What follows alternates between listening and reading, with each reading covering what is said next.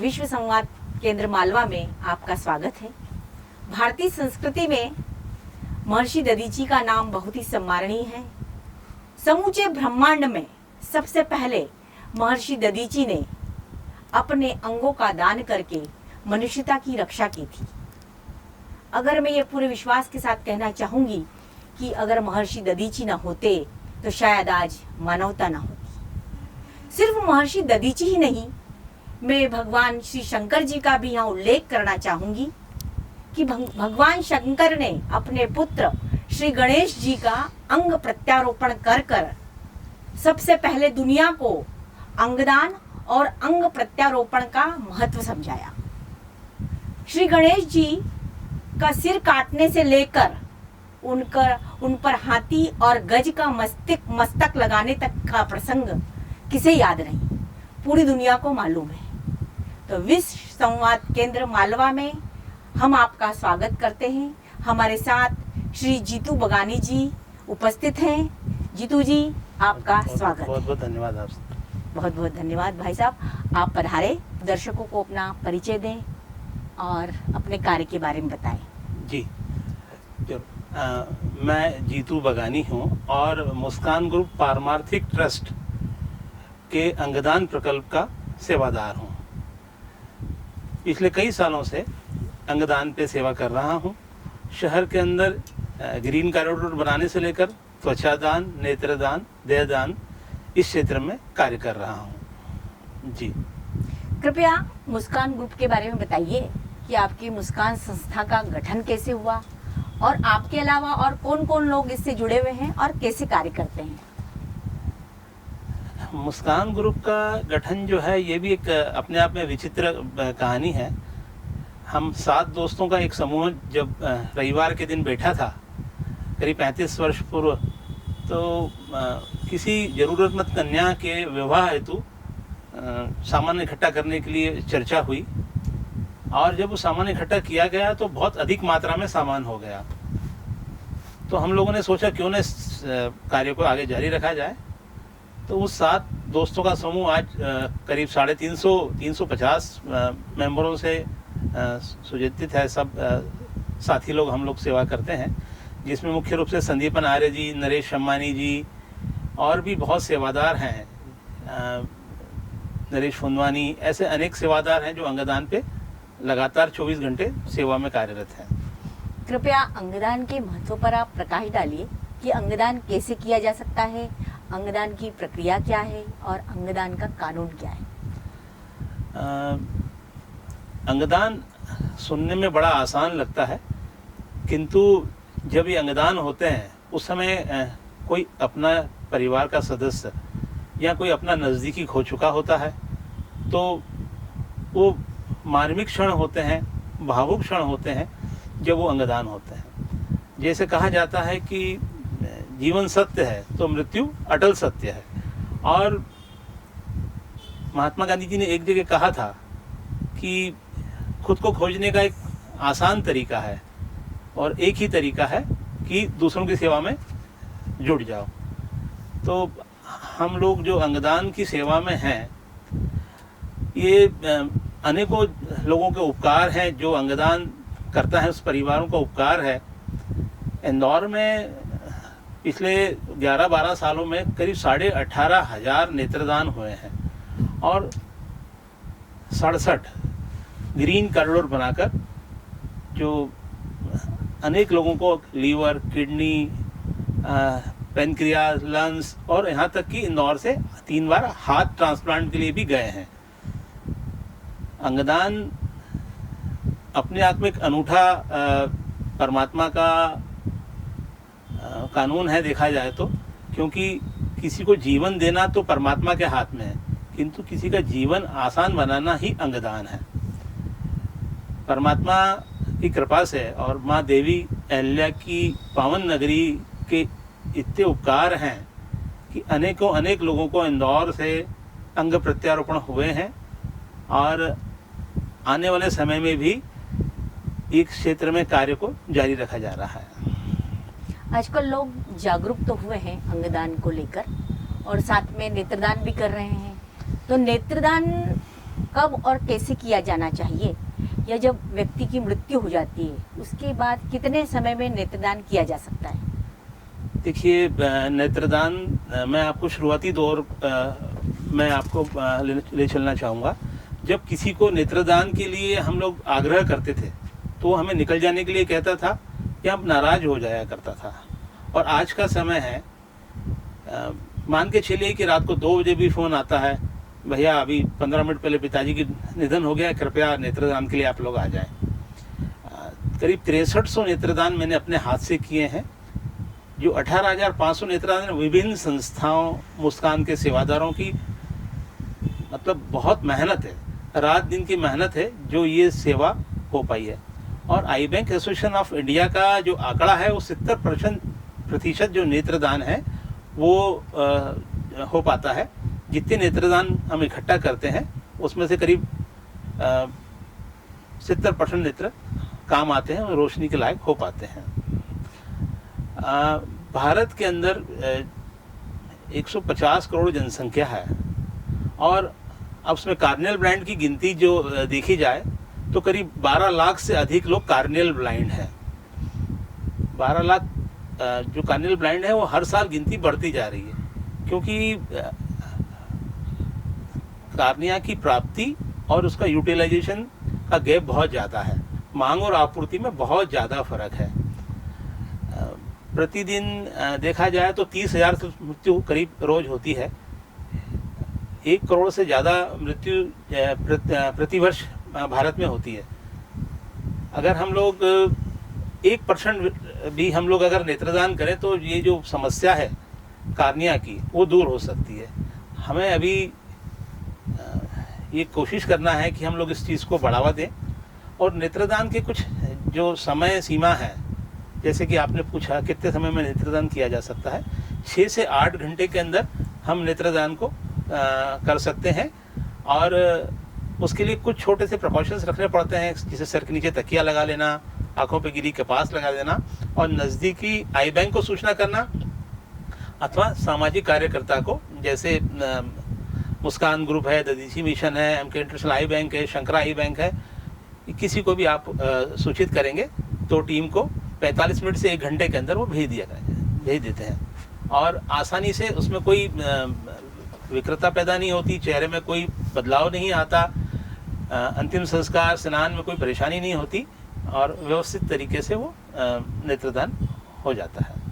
लोगों के मन में ये भ्रांतियां हैं कि नेत्रदान करने के बाद जो मृत व्यक्ति है उसका जब नेत्र निकाला जाता है या आंखें निकाली जाती है तो उनका चेहरा बिगड़ जाता है, जो परिजनों को अच्छा नहीं लगता। इस बारे में आप क्या जानते हैं, क्या मानते हैं? देखिए, जैसे कि मैंने आपको बताया कि करीब 6,000 से अधिक नेत्रदान मैंने अपने हाथ से किए हैं। ऐसा बहुत कम ही मौका आता है कि ऐसी परिस्थितियां आती है, किंतु जब कोई बॉडी बहुत ज़्यादा हेवी है, मतलब आप सोचिए कि 200-250 किलो का मृत शरीर है बहुत ज़्यादा, तो उसमें से कुछ संभावना होती है, अदरवाइज उसमें कोई रक्त भी नहीं आता, साथ ही साथ चेहरे में कोई बदलाव नहीं आता। यहाँ तक कि आप आँख खोल के देखेंगे तो आपको लगेगा भी कि आपको नहीं लगेगा कि उसमें से कोई नेत्रदान किए गए हैं।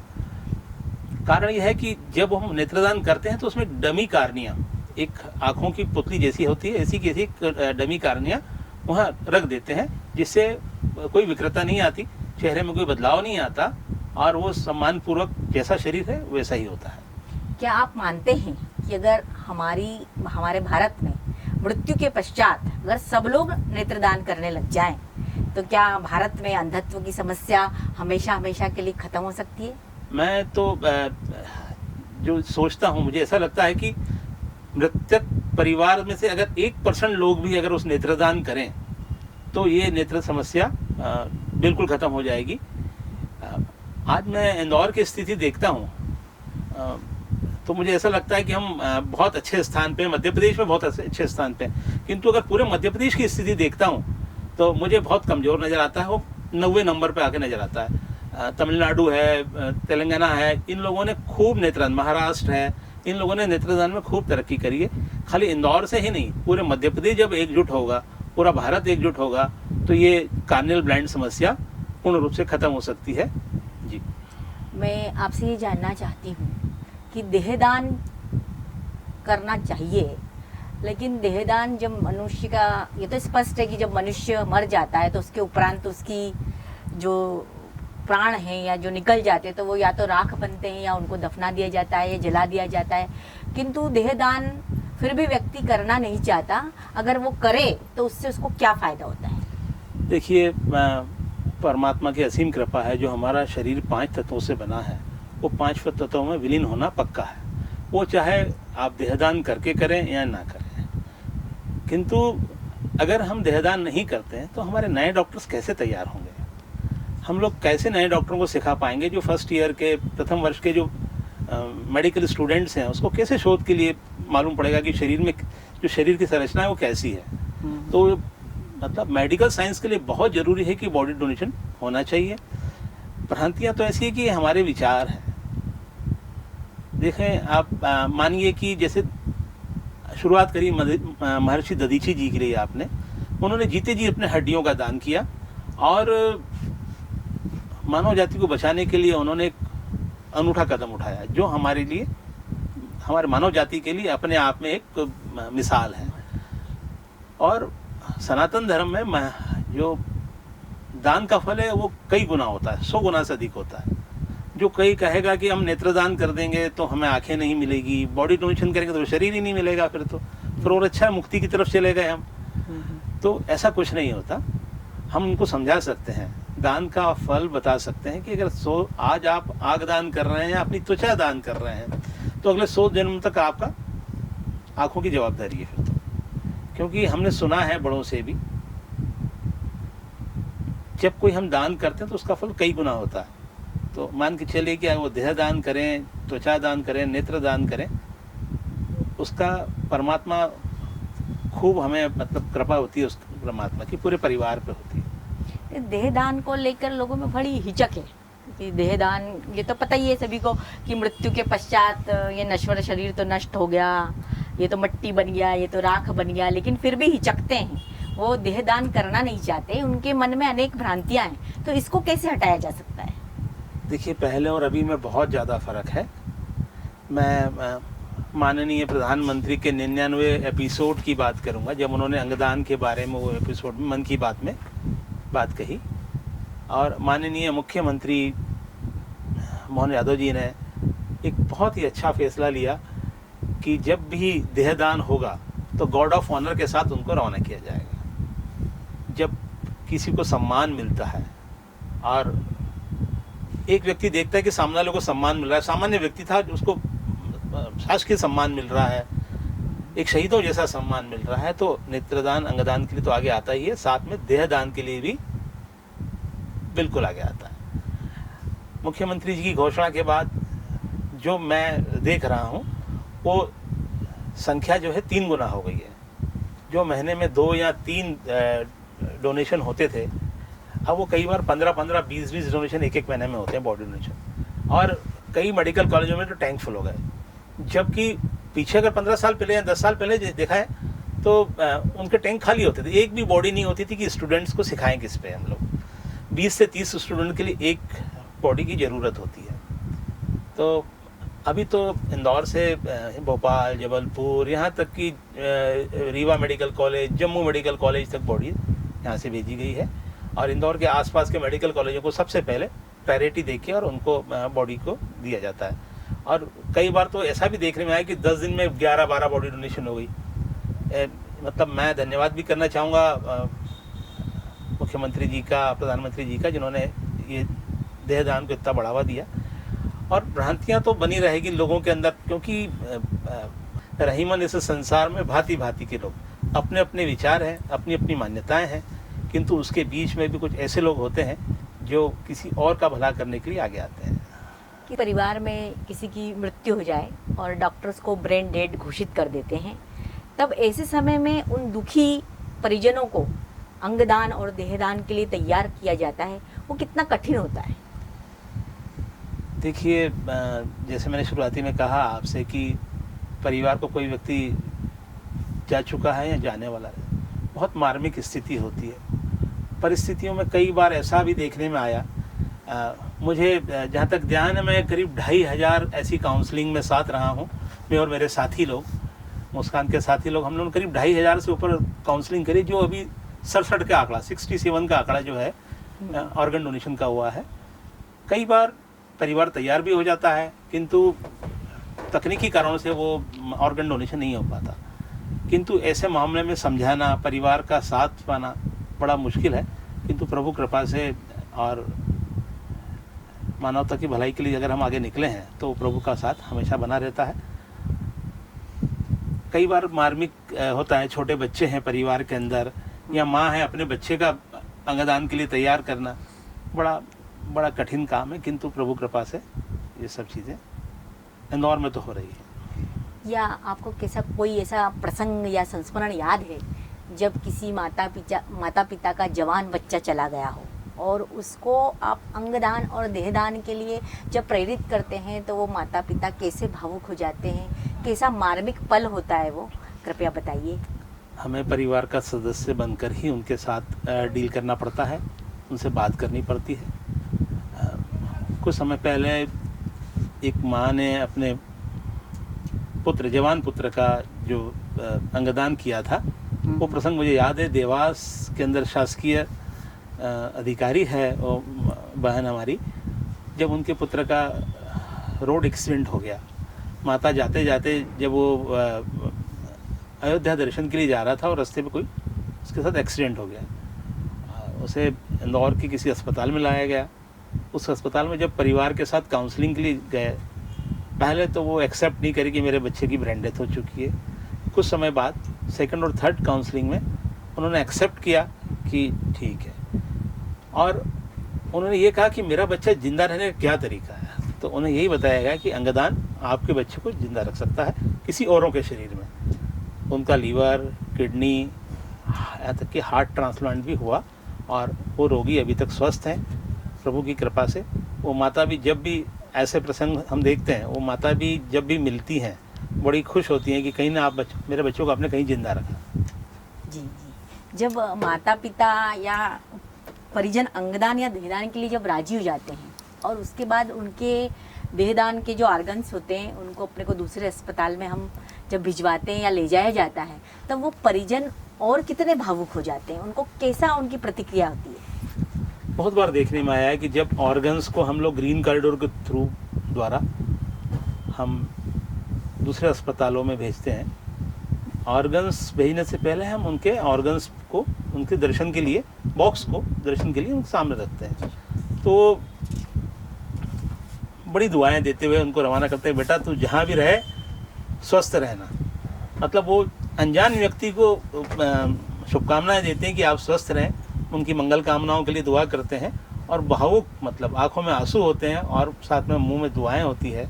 मन में भी उनके ऐसा भाव होता है जैसे वो एक नेक काम कर रहे हैं, और वो नेक काम है ही सही, क्योंकि वो किसी के जीवन में सहयोग कर रहे हैं और उस परमात्मा का जीवन देने का जो जरिया है वो निभा रहे हैं। केवल अंगदान ही महत्वपूर्ण नहीं है, जब अंगदान किया जाता है उसके बाद वो अंगों को, डोनेट ऑर्गन्स को एक अस्पताल से दूसरे अस्पताल, एक शहर से दूसरे शहर ले जाया जाता है, जहाँ मरीज भर्ती होते हैं और उस मरीज को वो ऑर्गन्स लगाए जाते हैं, तो समय का मैनेजमेंट कैसे किया जाता है और ग्रीन कॉरिडोर कैसे बनाया जाता है? देखिए, इसमें पुलिस प्रशासन, हमारे माननीय संभायुक्त साहब जो भी तत्कालीन रहे, ये जब कार्य शुरू हुआ था उस समय संजय दुबे साहब थे, जिनका मैं नाम लेना इसलिए कहूँगा कि उन्हीं की शुरुआत से आज भी चेयरपर्सन जो हैं वो हमारे अध्यक्ष होते हैं, जो संभायुक्त साहब होते हैं वो हमारे अध्यक्ष होते हैं, और डीन मेडिकल कॉलेज हमारे सचिव होते हैं।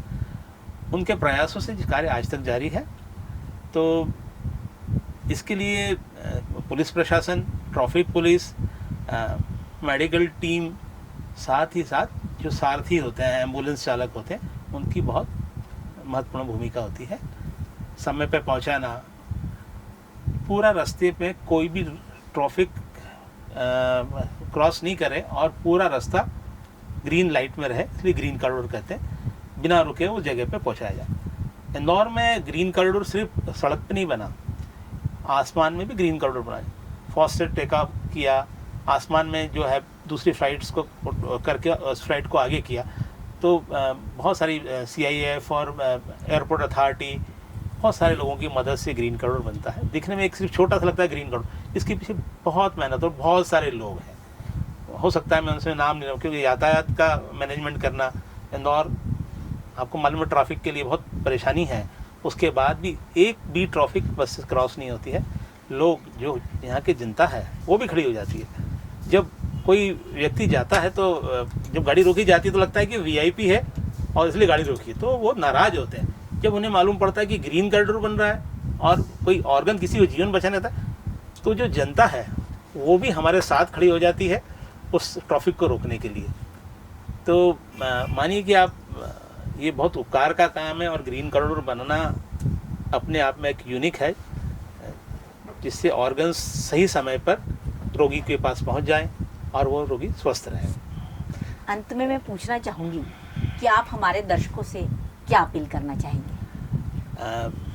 मैं हमेशा से एक ही चीज़ मानता हूँ कि जीवन को अगर जीना है तो किसी के भले के लिए जिए, किसी और की मदद के लिए जिए। इंदौर में त्वचादान को लेकर भी बहुत ही रोचक कहानी है।